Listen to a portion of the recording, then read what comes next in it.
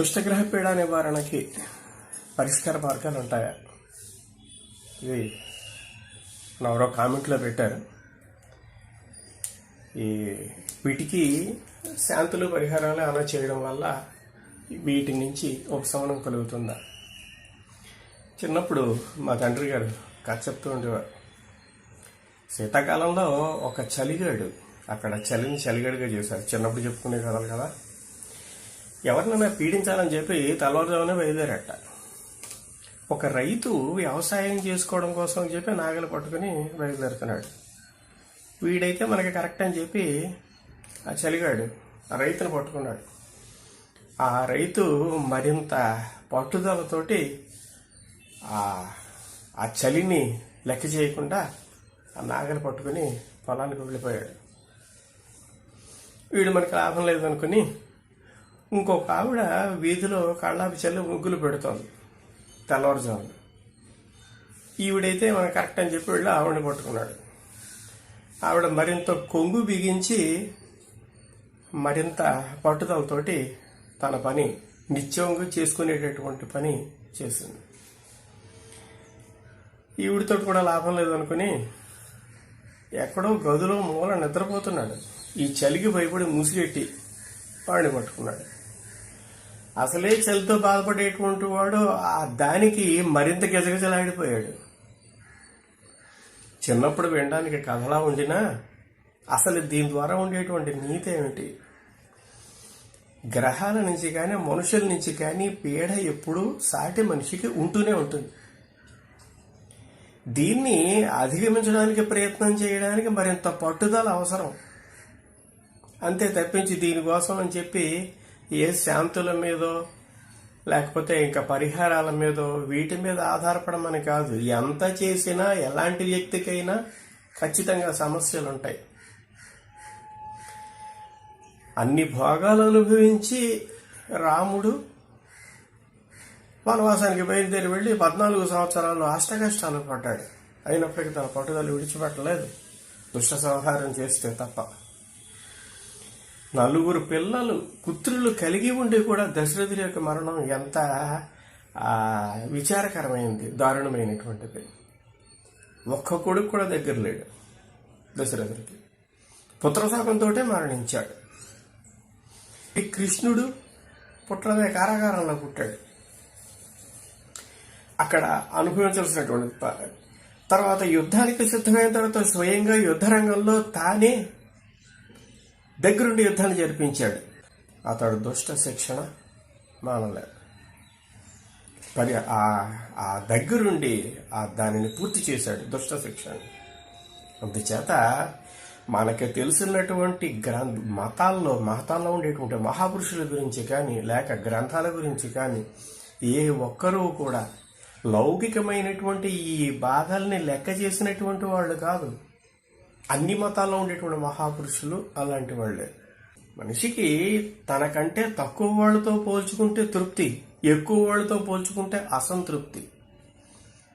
అందుచేత మనిషి జీవితం అంతా కూడా ఈ పోలిక మీద ఆధారపడి ఉంది. నాకు ఇది లేదు అది లేదు అనేటటువంటిది.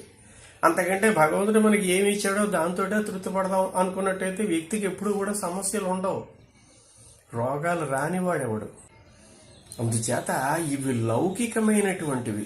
ఈ లౌకికమైనటువంటి వాటిని గ్రహాలు వాటి యొక్క ఫలితాన్ని ఇచ్చిపోతూ ఉంటాయి. వాటిని మనం పూర్వకర్మల నుంచి అనుభవించడమే ఇక్కడ పూర్వకర్మ. రామాయణంలో ఈ బాధ అనుభవిస్తున్నటువంటి దశరథుడు స్వయంగా వాల్మీకి దశరథుడి చేత చెప్పించాడు. పూర్వకర్మల్ని అనుసరించి కలుగుతూ ఉంటాయి అని. మనిషి ప్రకృతిని రక్షిస్తే ప్రకృతి మనల్ని రక్షిస్తుంది. మనం ఆ ప్రకృతిని రక్షించకపోయిన కారణం చేత ఈవేళ ఈ ఉపద్రవాలని బాధల్ని అనుభవిస్తున్నాం. ఇంతకుముందు ఇప్పుడు ఉండేటువంటి ఈ ప్రకృతి సంబంధమైనటువంటి బాధలు ఇంతకుముందు ఎందుకు లేవు? ఒక పద్ధతి పాటించారు కనుక వృక్షాలను రక్షించడం కానీ, అడవులను రక్షించడం కానీ, పర్వతాలను రక్షించడం కానీ, మనిషి స్వార్థం పెరిగిపోయే కొద్దీ కూడా ప్రకృతి వెలగతాండవం కనిపిస్తుంది. జ్యోతిష శాస్త్రము కూడా అంతే. పూర్వకర్మ ఫలాన్ని అనుభవించడం కోసం అని చెప్పి మనం పుడుతున్నాం. గ్రహాలు మనకి అందిస్తాయి. ఇవి ఇక్కడ కూడా గ్రహాలు అందించేది, అక్కడ గ్రహాలు అందించేటటువంటిదే. మనం చేస్తున్నటువంటి కర్మ తాలూకు ఫలితమే మనకి జ్యోతిషం ఈ ఈ జ్యోతిష్యములో ఉండేటటువంటి గ్రహాల రూపంలో మనకు అందిస్తుంది. మన కర్మం అనుభవించవలసి ఉండి ఆ గ్రహాల గోచార రీత్యా గ్రహముల యొక్క సంచారములో ఎక్కడ ఆ సంచరిస్తున్నాయో ఆ సమయంలో లగ్నం ఏదైతే ఉందో ఆ లగ్నం అనుసరించి ఈ కష్టాలని బాధల్ని జాతక చక్రం ఆధారంగా మనం అనుభవిస్తున్నాం.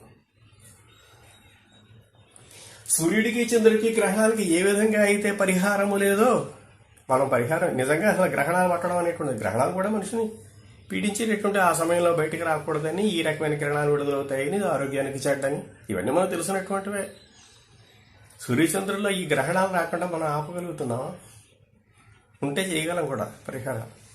సరిగ్గా ఇది కూడా అంతే. గ్రహాలకి సంబంధించినటువంటి ఏ అంశానికి కూడా పరిహారాలు ఉండవు. కర్మానుభవమే మనిషికి ప్రధానం. అందుకే మనకి ఏది ప్రాప్తమైందో దానినే అనుభవించడం, ఇది కర్మ సిద్ధాంతం. చేత మనిషికి ప్రధానంగా కావాల్సినటువంటిదే పోతన భాగవతంలో చెప్పినటువంటి అంశం అదే. రామాయణము కానీ, భారతము కానీ, భాగవతము కానీ ఈ గ్రంథాలని పారాయణం చేయడం కాదు, వాటి ద్వారా వాల్మీకి కానీ, వ్యాసుడు కానీ ఏ సిద్ధాంతాలను ప్రతిపాదించారు మనకి, దాన్ని అనుసరించి వాటిని మనం ఎంతవరకు అనుసరిస్తున్నాం. మనం చేసినా చేయకపోయినా వాటి యొక్క ఫలితం మనకి అంతక తప్పదు. అదే భగవద్గీతలో కృష్ణుడు చెప్పినటువంటిది. కనుక మనిషి కర్మానుభవాన్ని అనుభవించక తప్పదు. దశరథుడు అనుభవించాడు, రాముడు అనుభవించాడు, ధర్మరాజు అనుభవించాడు. ఎవరి వాటి నుంచి తప్పించుకోగలిగారు? మనమంతా. అందుచేత దీనికి పరిహారాల మీద దృష్టి పెట్టే బదులు దాని నుంచి ఆ కష్టాల నుంచి తట్టుకునేటటువంటి శక్తిని ప్రసాదించమని భగవంతుడిని ప్రార్థించాలి. తట్టుకునే శక్తి మనకి మానసిక ధైర్యాన్ని, స్థైర్యాన్ని ఇస్తుంది. ఇది కావాల్సినటువంటిది.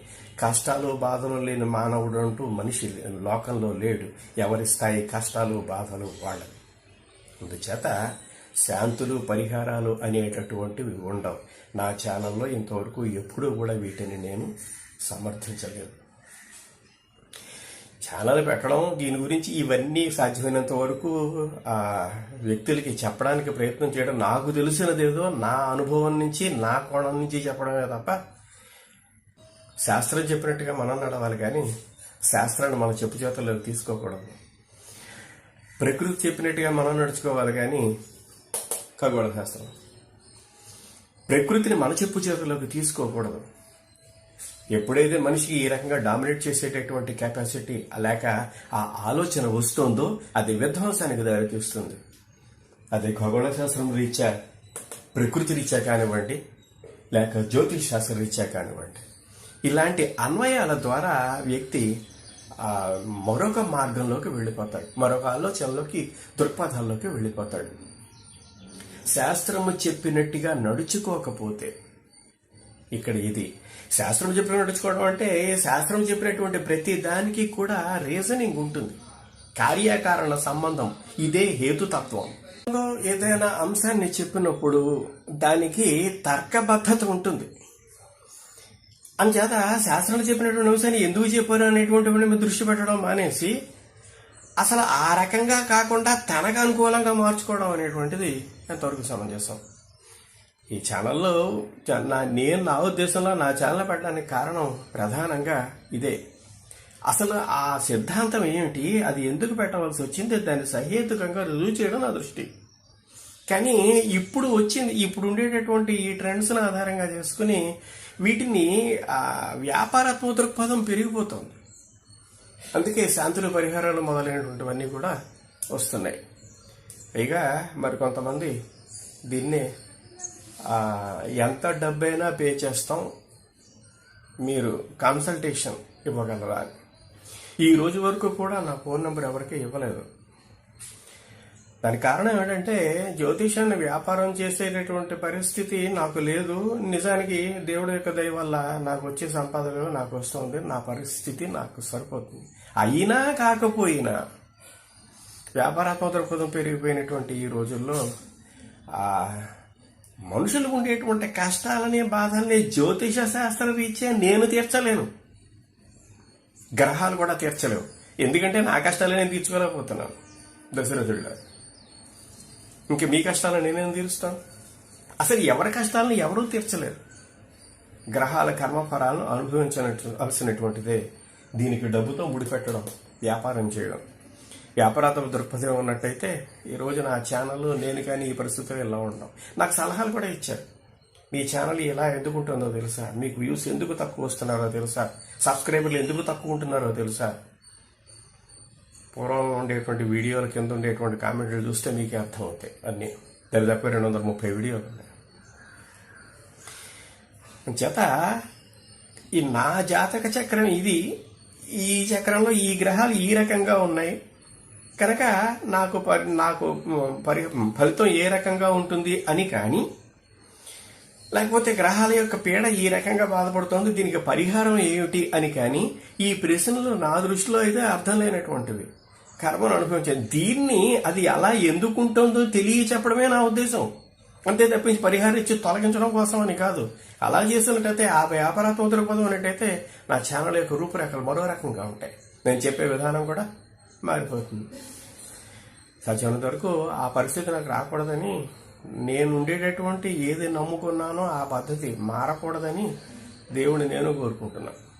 కనుక ఈ రకమైనటువంటి కామెంట్లు, మీరు ఏ కామెంట్ పెట్టినా సహేతుకత కనిపిస్తుంది. ఒక కామెంట్కి నేను సమాధానం ఇచ్చాను అంటే ఖచ్చితంగా అది దానికి సంబంధించినటువంటి అంశం ఏదైతే ఉందో అది ప్రజలకి అందడం అనేటువంటి దృష్టితోటి నేను సాధారణంగా కామెంట్లకు కూడా సమాధానం ఇవ్వను. దీన్ని మీరు అహంకారం అనుకున్నా, మరొకటి అనుకున్నా, ఏమనుకున్నా సరే. అలాగే నా ఫోన్ నెంబర్ కూడా ఎవరికి ఇవ్వలేదు. జ్యోతిష్ శాస్త్రం మీద మీకు అవగాహన కలగాలి అనుకుంటేనే చూడండి. ఇంతకుముందు చాలాసార్లు చెప్పాను, నా ఛానల్కి సంబంధించి వీడియోలు ఏవైతే ఉన్నాయో ఇవి అవగాహన పెంచుకోవడం కోసం అని చెప్పి, నేను చెప్పేటువంటి అంశాలు ఏవైతే ఉన్నాయో అవి ఆలోచింపచేసేటట్టుగా ఉండాలి, అంగీకరింపచేసేటట్టు. నేను అంగీకరించమని చెప్పను. నా వాదనే కరెక్ట్ అని, నా వాదన ప్రకారం అనుసరించాలని నేను చెప్పడం లేదు. ఈ వాదన కూడా ఉంది, ఈ రకంగా కూడా ఈ దృక్కోణం నుంచి ఆలోచించండి. ఎప్పుడు చెప్పినప్పటికీ ఇదే దృష్టి, ఇదే ధోరణి.